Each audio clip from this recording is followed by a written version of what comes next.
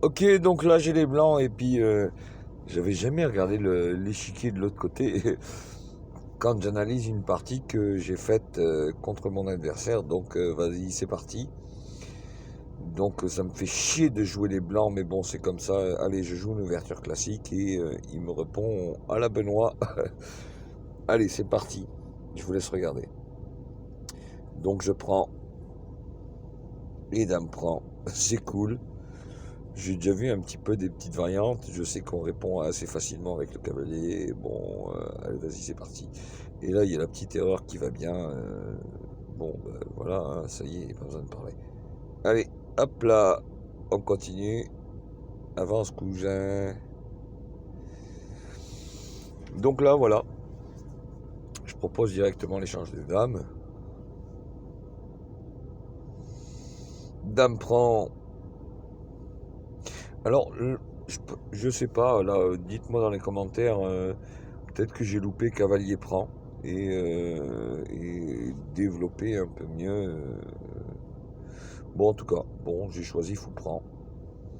Je me sentais à l'aise dans cette position et bon, voilà, hein, j'ai deux pièces légères développées. Le cavalier qui peut se développer pour tout de suite proposer le petit roc. J'avance un pion, j'ai tout de suite le fou qui peut se développer pour proposer le grand roc. En face, les adversaires, les noirs, n'ont rien. Et c'est d'habitude, je regarde pas en plus du côté des noirs. Donc bon, voilà. Allez, on continue. Mon adversaire développe le pion, essaye de prendre le centre comme c'est écrit dans tous les livres. Moi, ça me va bien. Je pense que voilà. Alors, quand je pousse le pion, certes, j'empêche mon cavalier de se développer, mais surtout, euh, je veux surtout pas qu'il continue d'avancer.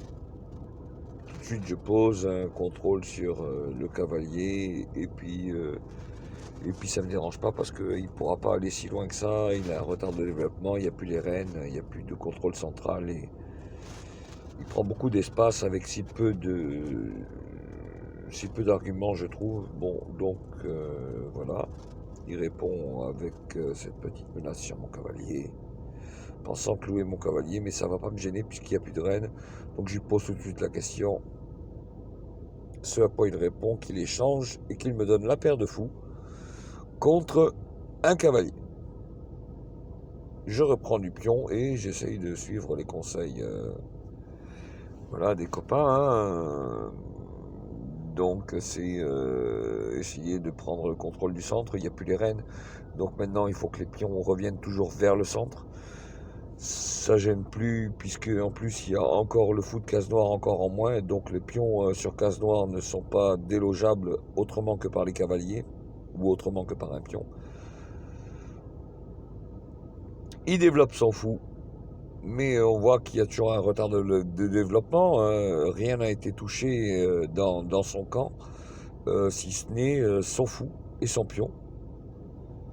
La reine a disparu, moi j'ai trois pions qui sont sortis et mon fou a déjà trouvé un certain intérêt. On va voir ça plus tard. Donc là, ben, je propose, hein, je continue, puisqu'on est dans une finale et puis qu'on a échangé un fou contre un cavalier et que j'ai la paire de fous, et ben, je lui dis, ben, écoute, moi, je te donne le fou. Tu n'auras plus de fou du tout, puis moi j'aurai fou de case noire. Et puis on va voir ce qu'on peut faire sur les cases noires, puisque tu veux le contrôle des cases noires, donc on va voir si on peut se défendre là-dessus. Fou prend, puis on prend, évidemment. Son cavalier se développe. Le mien aussi. Je pense que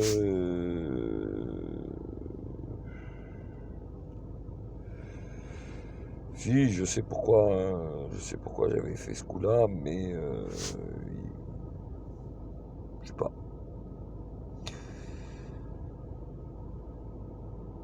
Ah oui, j'avais eu plus 0,7 là. Je me souviens dans l'estimation de l'ordi, j'avais eu plus 0,7 là à ce moment-là. Ouais, ouais, je m'en souviens. Et j'ai pas compris pourquoi. Bon, certes, je mets bien mon cavalier au centre.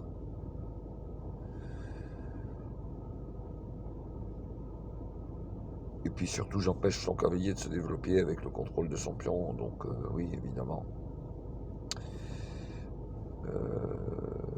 Voilà. Ah ouais, on va continuer ici. Donc il développe son cavalier, enfin il se met au bord, cavalier à moitié mort, je sais pas, on me l'a dit plein de fois déjà. Donc là oui, évidemment, il menace de venir proposer une fourchette entre mon fou et ma tour. Hein, voilà.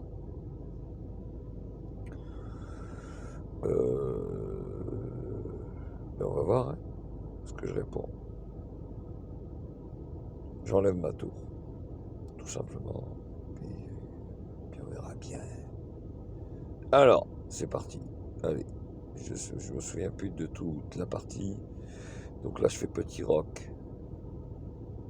Et là, je sais qu'en gros, il va faire grand roc. Hein. De toute façon, on le sent déjà à ce tour-là, que moi, je vais faire petit roc. Et puis que lui, on va être dans une position de roc opposée.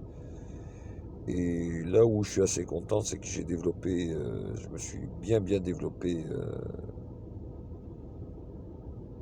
sur son roi. Petit roc.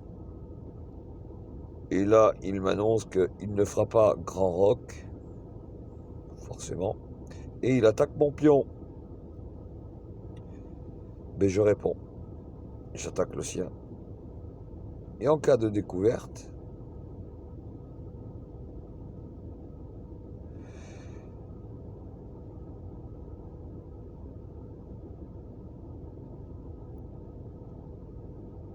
allez, on regarde. Parce que bon, alors je reviens un peu en arrière. Pion prend. Cavalier prend. Et il revient.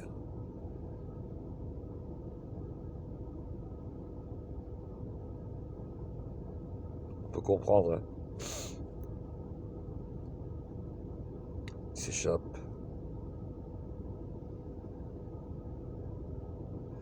Mais là, ça y est, le cavalier est cloué. Alors on vient le défendre une fois avec le pion, mais j'attaque. Il attaque mon cavalier.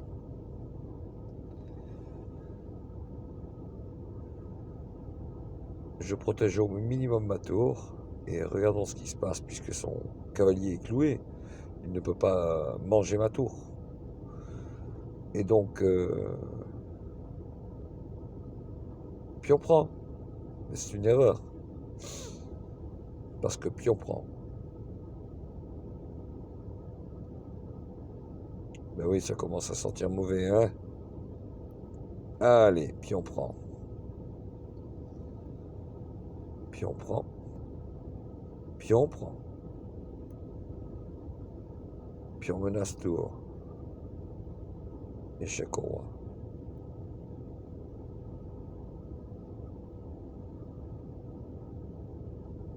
Normal, hein, c'était un peu le but. Hein. On rentre sur la 7ème, c'est pas pour cueillir des fleurettes. Hein. Allez, on continue. Donc là, voilà, hein, le pion d'en bas, il vient contrôler le centre. Et puis, c'est rigolo parce que on est presque en finale. On est déjà au 25e coup. Et puis c'est maintenant que je prends vraiment le contrôle du centre, mais je ne l'ai jamais vraiment perdu. Et en plus, le centre, c'est, si je ne m'abuse, ce sont des pions passés. Ouais, trop cool. Allez, vas-y, on continue. Hop. Cavalier menace. Ouais, cool. Ben, j'avance. Hein. Et bientôt, il y aura une triangulation entre mon pion qui va faire une fourchette sur le roi et la tour. Et puis, la liaison de mes deux tours. C'est ma menace. Tour prend. La menace n'a pas été prise au sérieux, alors la menace fera l'exécution. Échec au roi. Cavalier prend, que nenni. Tour prend. Le pion avance. Bah c'est trop tard, tour échec. Tour échec.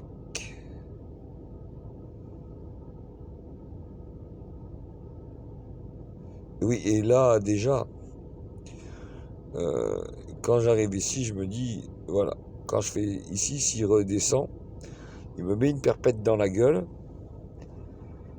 et ça va me casser les couilles, parce que franchement, je le tiens. Et il voit pas la perpète, donc il redescend pas, et c'est cool, et ça se passe bien. Donc il remonte. Il remonte, voilà, il remonte. Et voilà, mon adversaire remonte. Et là, c'est foutu, quoi. Là, c'est foutu. Tour échec. Je vais voir. Il continue à remonter, il se dit qu'il est à l'abri grâce au pion. Ben non. Regardez bien. La suite logique. Là, on le fait redescendre.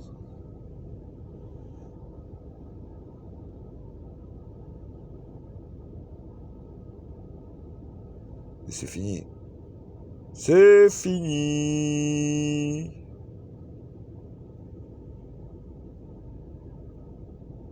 Échec et mat. Voilà. Bon, j'ai pas tout bien expliqué. Et le sacrifice du fou, ouais, voilà, j'aime bien le petit passage quand il y a le là ici, quand je sacrifie le fou et donc là je fais échec, il redescend et je sacrifie le fou en prenant le pion pour contrôler les cases noires et évidemment venir encore enquiquiner et menacer de récolter le pion du fond, donc moi je vais me retrouver avec des pions. Je vais me retrouver avec 3 pions, lui il n'en aura plus. J'ai toujours mes 2 tours et mon fou. Mes 2 tours, mon fou et voilà, et lui n'a que ses 2 tours, et si en plus j'ai 3 pions pour un pion, bon voilà, je rentre dans une finale qui va m'être agréable normalement. Donc c'est ce que je recherche. Mais là, mon adversaire fait une erreur et il prend le pion, il se dit que enfin, il prend mon fou, il se dit que mon fou est en l'air. Et là,